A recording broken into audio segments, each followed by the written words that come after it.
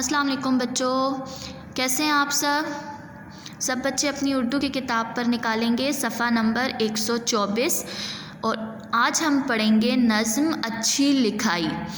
ये नज़्म लिखी है हमारी एक मशहूर शायरा ने जिनका नाम है सरवत सुल्ताना सरवत। क्या नाम है बच्चों? सरवत सुल्ताना सरवत।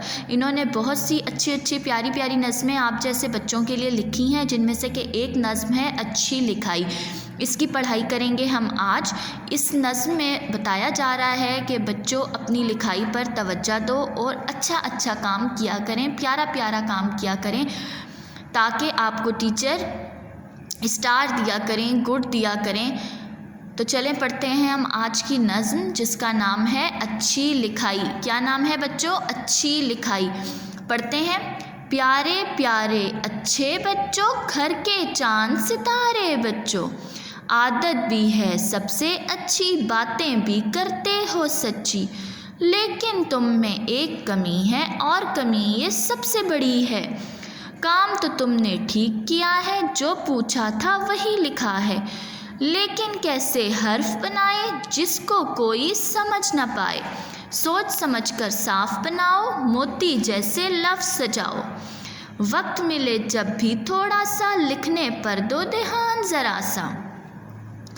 तो बच्चों क्या बता रही हैं आपको शायरा इस नज़्म में कि आप लोग जैसे अच्छे आदतों के मालिक हो, आप लोग अच्छी बातें करते हो, बड़ों का कहा मानते हो, इसी तरह आप लोगों को चाहिए कि जितना अच्छा आप लोग पढ़ते हैं उसी तरह अच्छा आप लोग लिखा भी करें, ताकि आप लोगों ने जो लिखा हो वो सबकी समझ में आए और टीचर्स आपको क्या दें? गुड और स्टार्स दें और आप लोगों की तारीफ़ करें कि कितने अच्छे बच्चे हैं, इन्होंने इतना अच्छा काम किया है।